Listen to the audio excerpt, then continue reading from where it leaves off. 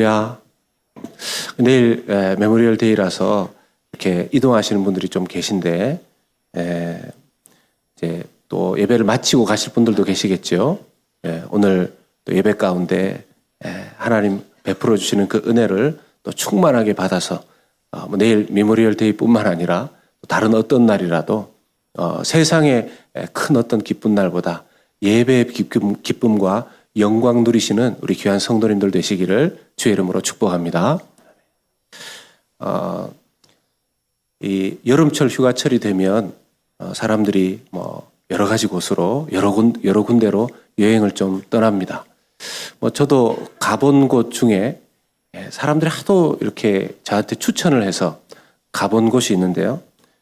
유타주에 있는 그 아치스 내셔널 파크를 제가 가본 적이 있습니다. 거기에 가보면 델리케이트 저 바위를 이렇게 벌써 보여주셨네요. 네, 본 김에 보죠 뭐. 여러분 저 바위가 사람이 조각한 것이 아니라 이 뭐 자연과학자들은 풍화작용에 의해서 만들어졌다고 하죠. 뭐 바람과 비가 깎아서 만들어진 것이다 그렇게 이야기를 하는데 이제 우리가 좀 믿는 사람들은 하나님의 작품이다 그렇게 이야기를 합니다. 저 바위의 밑에 아랫부분에 지금은 저렇게 까맣게 이제 그늘진 쪽으로 표시가 되어 있는데 한 그 정도 저기 검은 부분 정도가 사람 사이즈 정도가 됩니다. 그 밑에 서면 굉장히 큰 거죠. 사진으로 보니까 이제 그런데 여러분 가서 직접 보신 분들은 제 이야기를 이렇게 눈에 그려지실 것이고 또 그렇지 않은 분들은 상상을 하시게 될 텐데요. 이제 저 시원한 그림을 델리케이트 아치를 보셨으니까 안 가보셔도 됩니다. 가셔서 직접 구경하셔도 되고요. 내리셔도 됩니다. 저 바위를 보려면 아치스 캐년 내셔널 파크를 가서 거기에 주차장에 차를 세우고 돌산을 3시간 정도 올라가야 됩니다. 바위로만 거의 되어 있는 돌산을 3시간 올라가야 되는데 이게 돌산이다 보니까 햇볕 아래 놓여져 있고 그늘이 없습니다. 그러니까 꼭 물을 지참하고 모자를 쓰고 올라가야 됩니다. 3시간을 그 돌산을 이렇게 언덕을 올라가게 되는데요. 가다가 보면 뜨겁고 덥기 때문에 물도 자주 마시지만 자꾸 쉬어야 돼요. 그렇지 않으면 이제 갈증 때문에 이 수분이 말라버려서 큰일 나게 되죠. 가다가 중간에 3시간을 올라가야 되니까 중간에는 내가 뭘 보려고 여기까지 이 고생을 하고 있는가 이런 생각이 듭니다. 공교롭게도 아까 보신 그 델리케이트 아치가 3시간 올라가는 동안 보이지 않아요. 그게 눈에 보이면 저곳을 향해서 내가 가는구나. 가자. 이럴 수 있을 텐데 이게 보이지 않으니까 사람들이 3시간을 올라가면 그게 보일 겁니다. 이야기를 하는데 올라가는 내내 내가 이 고생을 해야 되는가. 나중에 3시간 올라가서 모퉁이를 돌면 저 아치가 보입니다. 그러니까 그 고생을 땀 흘려서 올라간 힘든 마음이 이 모퉁이를 돌고서 저 아치가 눈에 딱 보이면 이럴 때 한번 더 띄워주면 좋죠. 저 아치가 눈에 보이면 마음에 피곤했던 것이 눈 녹듯이 이렇게 싹 사라집니다. 참 정말 장관이에요. 여기 가보면 사진을 찍기 위해서 사람들이 막 곳곳에 엎드려 있고 앉아 있고 이런 모습 볼 수 있습니다. 올라올 때 뭐 끙끙거리고 헉헉거리고 숨이 턱 밑에까지 찼었던 그 사람들의 얼굴은 온데간데 없고 저 아치를 자연을 바라보면서 그냥 마음이 활짝 열린 그 환한 미소 속에 있는 사람들을 보게 됩니다. 참 저런 장관들 잠시 좀 고생하면서 볼 수 있는데요.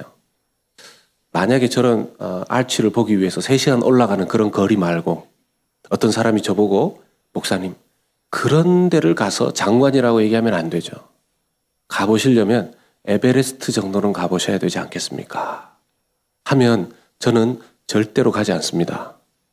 아무리 장관이라 할지라도 아무리 거기에 경치 좋은 곳이 있다 할지라도 그것은 제가 감당할 수 있는 높이가 아닌 겁니다. 우리의 인생 가운데 높고 낮은 인생의 고난의 여정이 있습니다. 어떤 여정은, 어떤 고난은, 어떤 고생은 내가 이 고생은 할만하죠. 또 이 어려움 정도는 지나가야 저 아치를 보는 것과 같은 영광스러운 마지막 시간이 다가올 테니까 이게 상상이 되고 예상이 되는 정도가 있습니다. 그런데 어떤 때는 이 고생을 내가 왜 해야 되는가? 왜 이 고난이 내게 왔는가? 그런 생각이 들 때가 있습니다. 감당할 수 없는 것 같다. 이런 생각이 드는 때가 있죠. 여러분, 오늘 우리가 함께 읽었던 말씀 예레미야 애가입니다. 슬픔의 노래라고 불러요. 예레미야는 예레미야서 9장 말씀을 보면 눈물의 선지자다. 그렇게 알려져 있습니다. 왜 그가 눈물을 흘렸죠? 자기의 조국, 자기의 고국 유다 땅이, 이스라엘 땅이 멸망했습니다. 빨리 회개하자고 그렇게 이야기를 했음에도 불구하고 돌이키지 않아서 망했습니다. 유다 땅이 바벨론 왕국에 의해서 짓밟히는 모습을 그대로 봤습니다. 여러분, 나라가 적군의 손에 넘어가게 될 때 단순히 그냥 각 나라의 대통령이, 왕이, 원수가 사인하고 끝나는 거 아닙니다. 일본이 미국에게 패망할 때 한국이 일본에게 또 식민지가 될 때 한국과 북한이 전쟁으로 싸우게 되었을 때 단순히 지도자뿐만 아니라 백성들이 비참한 일들을 수없이 많이 겪었습니다. 제가 지난 금요 예배 때는 그런 말씀을 드렸었는데요. 저희 큰이모님이 아직도 살아계신데 큰이모님이 그 6.25 때 당시에 여고생이셨어요. 집 바깥을 나갈 때마다 지금 LA에 살고 계신데 집 바깥을 나가실 때마다 저희 외할머니께서 그 큰딸 지금 여고생인 그 큰딸의 얼굴에 숯검정을 발라주셨대요. 숯검정을 발라주셨대요. 혹시라도 이 안 좋은 일 당할까 봐. 군인들이 왔다 갔다 하는 그런 시대 때 여러분 지금도 뉴스를 보지 않습니까? 어떤 뉴스의 상황에 보면 우리가 정말 듣고 싶고 보고 싶지 않은 이야기들. IS가 어떤 나라에 들어가서 어린 소녀들을 유린하고 했다. 이런 이야기들을 보지 않습니까? 그게 나라가 망할 때 일어나는 일들이잖아요. 예레미야 선지자가 자기 나라 유다 땅이 망하는 것을 봤어요. 자기 동족들이 비참하게 끌려가는 걸 봤습니다. 죽는 모습을 봤어요. 그걸 보고 그 선지자의 마음에 눈물이 흐르지 않을 수가 없었던 거죠. 자기의 신세도 처량합니다. 비록 바빌론 포로로 다 끌려갔지만 자기는 본국에 남습니다.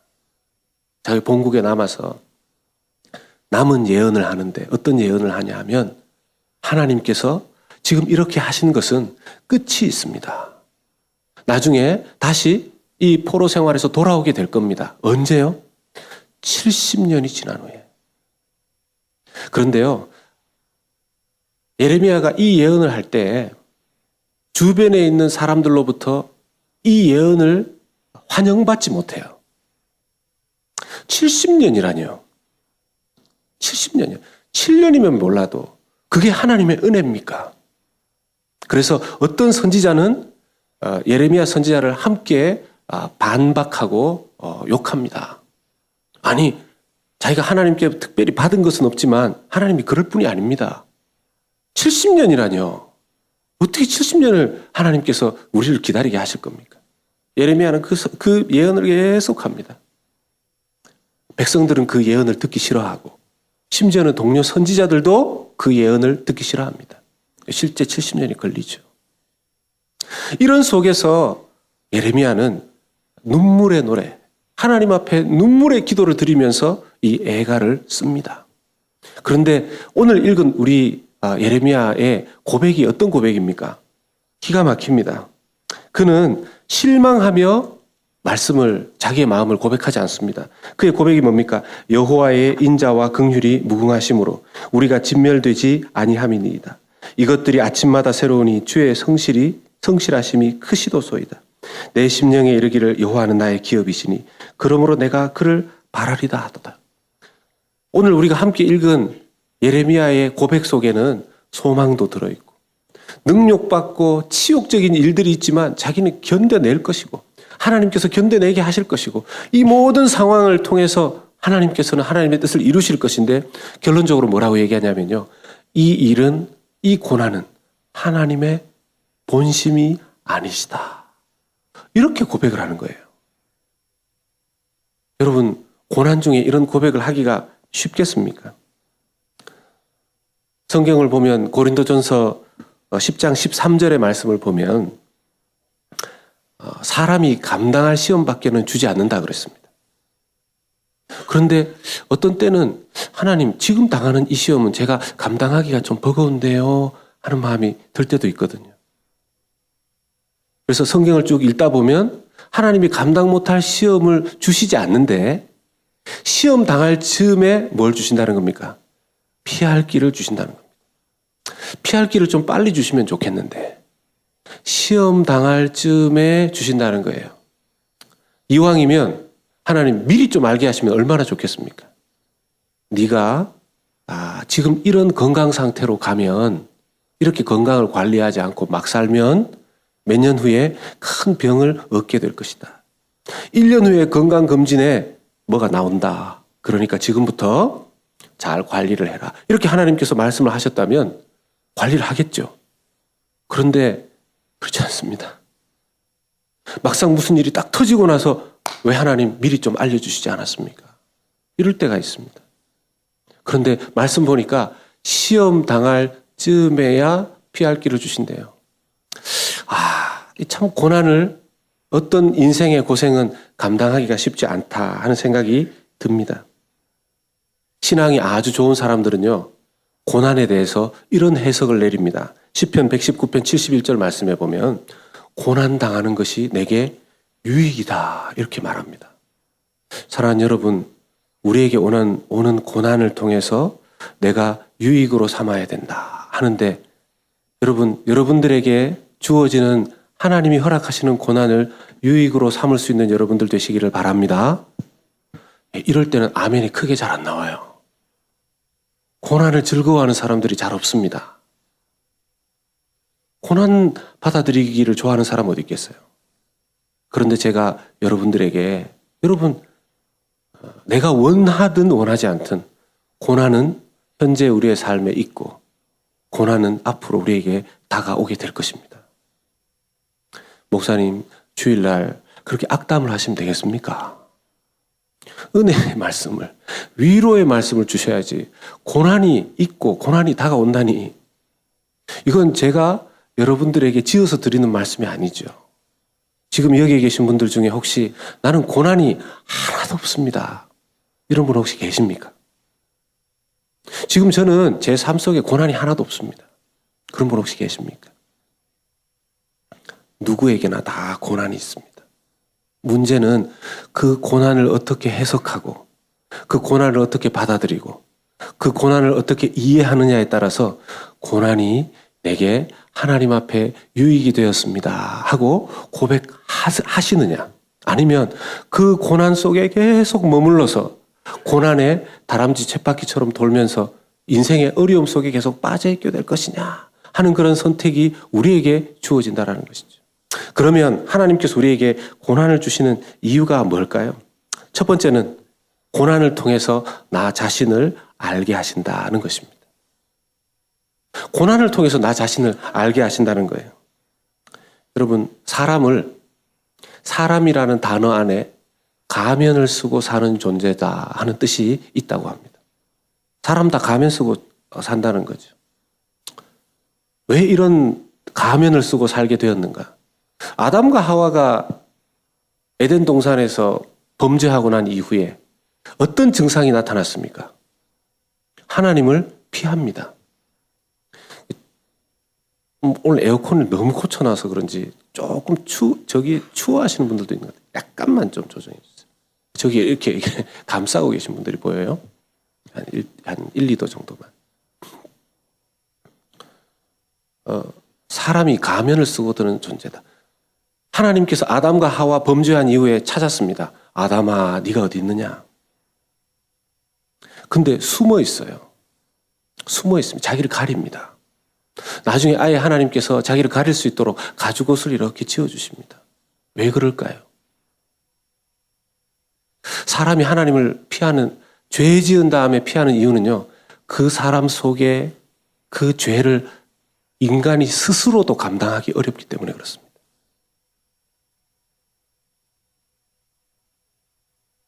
예레미야서 17장 9절 말씀을 보면 예레미야가 이렇게 말하는데 하나님께서 우리의 속이 어떤 존재인지를 그대로 드러내십니다. 같이 읽겠습니다.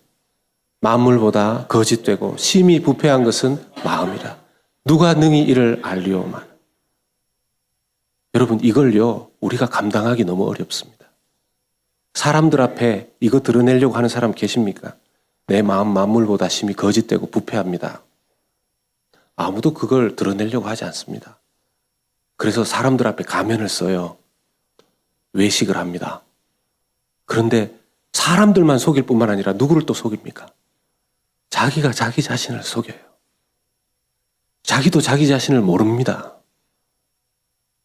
지금 누가 하나님 앞에 이 고난을 당하고 있죠? 말씀에 선택받은 이스라엘 유다민족들이에요. 하나님께서 어떻게 자기를 이렇게 고생시킬 수 있는가 이런 생각을 했을 겁니다.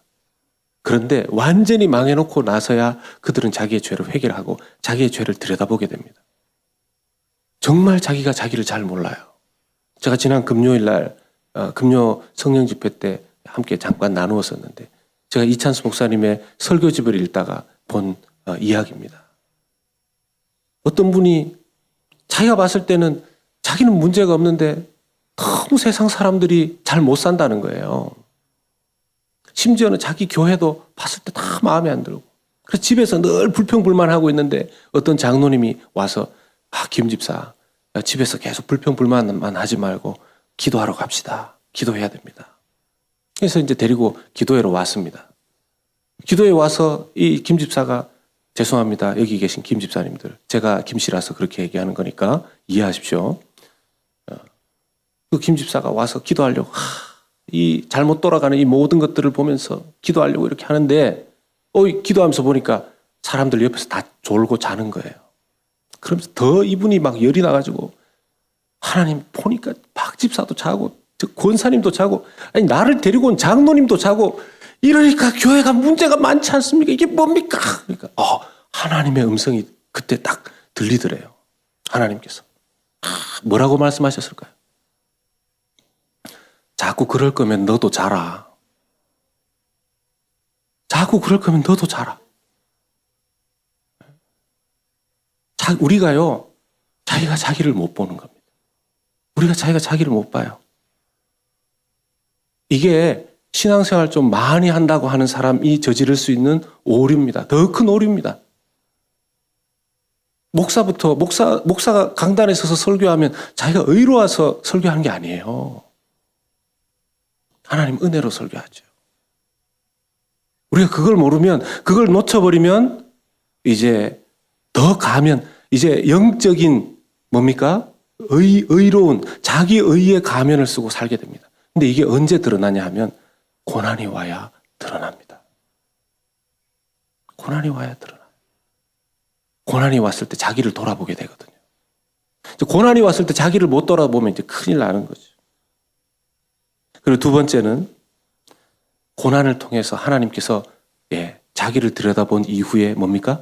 회개하게 하게끔 하시기 위함입니다. 하나님께서 고난을 통해서 회개하게 하시려고 하는 것이죠.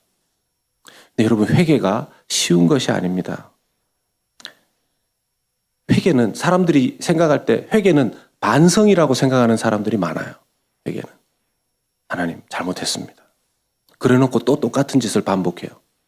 하나님 잘못했습니다. 또 똑같은 짓을 반복합니다. 이것을 보고 거짓 반성이라고 그럽니다. 왜요? 하나님 앞에서 말은 잘못했습니다. 그런데 움직이면서는 또 똑같이 해요. 여러분, 그래서 진정한 회개에는 대가가 따를 때가 많습니다. 진정한 회개에는 대가가 따를 때가 많습니다. 입술의 회개이냐, 진정한 회개이냐. 하나님께서 이스라엘 백성들을요, 안 바뀌니까 적군의 손에 붙이셔서 바꾸시는 거죠. 기업들을 봐도 그래요.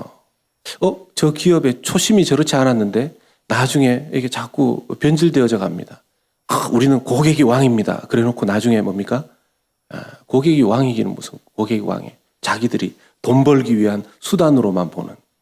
뭐 고객이야 불편하든 말든. 그런데 정말 이걸 회계라고 하기에는 그렇지만 기업의 한 예에서 이걸 저는 좀 보게 됐습니다.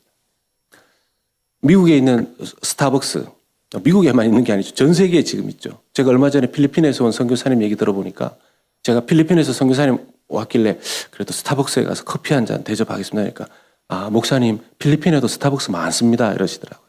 없는 데가 없대요. 스타벅스가 2000년대 초반에 위기를 겪었던 때가 있었습니다. 매출이 막 떨어지고 이유를 스타벅스가 조사를 해보니까 각 스타벅스의 그 지점마다 커피 맛이 달라졌다는 겁니다. 바리스타들이 그 커피를 만드는 방법들이 조금씩 달라진 것이죠. 자, 이것을 해결할 수 있는 방법은 전국에 흩어져 있는 바리스타들을 재교육을 시켜야 되는데 한 곳에 본점인 시애틀로 불러 올리기에는 비용이 너무 많이 들고 온라인을 통해서라도 재교육을 시켜야 되는데 그러려면 반나절을 스타벅스의 문을 닫아야 된다는 거예요. 반나절 스타벅스 문 닫는데 전국의 지점들 문 닫는데 손해가 600만 불. 놀라시지도 않는데요.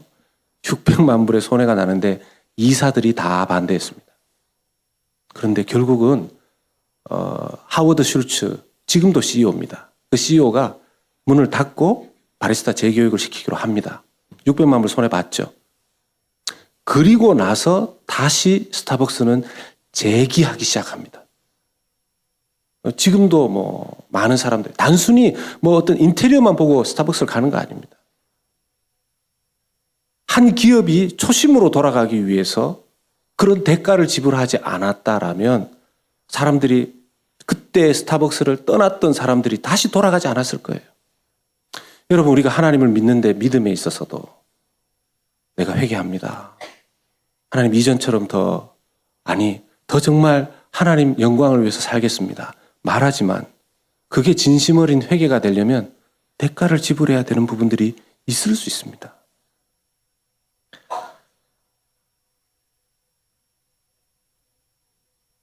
하나님께서 우리에게 대가를 지불하시라고 이야기할 때 과연 우리가 그걸 잘 받아들일 수 있을까요? 예수님께서 요한복음 6장 66절에서 68절 말씀을 보면 영생의 말씀을 이렇게 전하고 그때 오병이어의 기적을 통해서 많은 사람들이 옵니다. 우리는요 어디까지 성경을 많이 보냐면 오병이어의 기적 통해서 성인만 5천 명이 모여서 그걸 먹고 말씀 듣고 거기까지 하고 끝냅니다. 그 후에 말씀에 어떤 것이 있냐면 하나님께서 오게 하셔야 올 수 있고 그렇지 않은 자는 올 수 없다. 살리는 것은 영이고 죽이는 것은 육이다. 이런 말씀들을 예수님이 하십니다. 또 다른 진리의 말씀을 하셨는데 그때 그렇게 몰려왔던 많은 사람들 중에서 요한복음 6장 66절 말씀 보면요. 그때부터 그의 제자 중에서 많은 사람들이 떠나가고 다시 그와 함께 다니지 아니하더라 그랬어요. 어떤 분이 이 성경의 내용들을 큰 주제로 묶어서 조사를 해보니까 회개에 대한 메시지가 성경의 70%라는 거예요. 여러분, 회개에 대한 메시지가 성경의 70%면 설교자가 성경 그대로 설교한다면 설교 내용의 몇 %가 회개에 대한 메시지여야 됩니까? 70%여야 되죠. 근데 만약 설교자들이 70%를 오시자마자 회개하십시오. 회개해야 됩니다. 회개해야 됩니다. 요즘 그런 메시지를 누가 듣고 싶어 하겠냐는 거죠. 그때 예수님 그 메시지를 전했을 때 많은 사람들이 떠났습니다. 예수님이 67절 말씀에 12제자들에게 물으십니다. 너희도 가렸느냐? 너희도 가렸느냐? 달콤한 하나님의 말씀과 오병이어의 기적은 먹고 싶어 하지만 진리의 말씀이 선포되어져서 자기가 회개해야 되는 것들이 있을 이때 그때는 다 떠나더라는 거예요. 다 떠나더라는 거예요.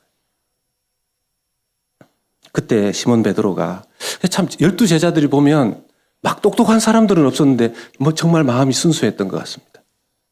시몬 베드로가 대답하되 주여 영생의 말씀이 주께 있사오니 우리가 누구에게로 가오리까? 우리가 주님을 쫓는 이유가 바로 이런 이유 때문이기를 주의 이름으로 축복합니다. 마지막으로 세 번째는 고난을 통해 참된 신앙을 배우게 되기 때문에 그렇습니다. 고난이 없으면 내가 지금 참된 신앙인지 아닌지 점검하기 어렵습니다. 사람들이 고난을 만났을 때 신앙이 있음에도 불구하고 인간적으로 해결하려고 하는 경우가 많아요. 문제는 그렇게 하다 보면 일이 더 엉망이 되는 경우들이 있다는 거죠. 미국에서 상담 사역으로 유명하신 폴 트립이라는 목사님께서 돈과 영성이라는 책을 쓰셨는데 거기에 샘과 시나라는 부부의 이야기가 나옵니다. 어린아이가 3명이 있는데 크리스찬이에요. 그런데 가난하다 보니까 차도 아주 낡은 차 한 대를 운영하고 휴가는 1년에 한 번 정도 가족들 데리고 캠핑 가는 수준이었다는 것입니다. 그런데 교회에 나가 보니까 친구들은 큰 주택에, 큰 대저택에 살고 시기에 따라서 대형 SUV를 몰고 와서 그리고 휴가 때가 되면 디즈니 월드, 그랜드 캐년 이런 곳으로 막 여행을 가는 것을 보는데 그걸 보고 말로 할 수는 없었지만 마음속에 질투가 자기의 가슴을 터져버리게 할 것 같더래요. 샘의 마음은 그랬고 아내인 시나는 늘 할인마트에 가서 옷을 사고 그래서 집으로 한 번도 자기 친구들을 부른 적이 없었다고 그럽니다. 샘이 이 상황을 보다가 이렇게 살 수 없다라고 생각해서 이렇게 고생하고 살 수 없다라고 생각해서 결심합니다. 일주일에 70시간을 일하기 시작합니다. 일주일에 70시간 이상. 놀라지 않으시는데 워낙 일들을 많이 하셔가지고요. 일주일에 70시간씩 일을 하면서 매달리니까 돈이 벌어지는 거죠. 승진도 하고 나중에 집도 이사하게 됩니다. 자기가 그렇게 생각했었던 그 부러워했었던 큰 SUV도 샀다 그래요. 그리고 휴가도 애들과 함께 더 좋은 곳으로 가게 됩니다. 그런데 문제는 이 샘은 집에 잘 가지를 못하는 거예요. 회사에서 일하느라. 나중에 점점 문제가 생깁니다. 나중에 이 폴 목사님에게 와서 상담을 할 때쯤 되었을 때는 이 샘은 시나와 자기 3명의 아이들과 함께 휴가를 가면 거기 휴가 간 그 가족들한테 잠깐 들렸다가 가야 되는 정도로 바빠진 거죠. 부부 상담을 하러 왔는데 시나가 폴 목사님 앞에서 이야기합니다. 당신은 가족들을 버렸다. 당신이 일이 먼저다. 얘기하니까 샘이 뭐라고 얘기하냐면 지금 당신에게 주어진 이 좋은 환경이 누구 때문인데 어떻게 당신이 감사하지 않을 수가 있는가. 그들은 자기들의 고난이 있었는데 그것을 푸는 것을 어떻게 한 것입니까? 노력한 거 중요하죠. 열심히 일하는 거 중요하죠. 그러나 그것에만 의지한 것입니다. 정말 하나님을 의지하지 않은 겁니다. 그 방향이 하나님의 영광, 믿음이었었다라면 아마 중간에 다른 생각들을 하면서 했을 겁니다. 가족들을 돌보았겠죠. 이 상담 이후에 상담은 해결되어지지 않았고 해피엔딩으로 끝나지 않았습니다. 시나는 아이들과 함께 그 집을 떠났고 샘은 그 대저택에 혼자 남게 되었다고 합니다. 거짓 하나님을 쫓아간 덕분인 것이죠. 이게 오늘날에 현대인들이 신앙생활을 한다고 하면서도 내 신앙이 참 신앙인지 아니면 거짓된 신을 쫓아가고 있는 것인지 구분하지 못하는 그런 모습들입니다. 그러면 이런 고난 속에서 무엇인가를 겪을 수 있는, 무엇인가를 하나님께서 뜻을 주신다면 우리는 우리의 고난이 다가올 때 그럼 어떤 자세로 반응하면 좋을까요? 고난을 가장 빨리 해결할 수 있는 것은 정말 하나님께로 달려가며 하나님 은혜를 구하는 것입니다. 우리의 삶에 다가오는 고난이 어떤 산처럼 느껴진다 할지라도 하나님의 은혜는 그 산보다 높고 높은 은혜가 하나님의 은혜의 능력이신 줄로 믿습니다. 우리에게 다가오는 고난의 바다가 너무 깊고 길어서 도무지 이 고난의 바다에서 바다가 끝나지 않을 것처럼 느껴진다 하더라도 하나님의 은혜는 그 바다보다 깊고 그 바다보다 넓은 하나님의 은혜가 주어지는 줄로 믿습니다. 그래서 작은 고난이 오든 큰 고난이 오든 우리는 하나님 앞에 그렇게 기도해야 될 것입니다. 하나님, 저의 상황을 해결할 능력이 저에게는 없습니다. 저의 상황을 해결할 능력이 저에게는 없습니다.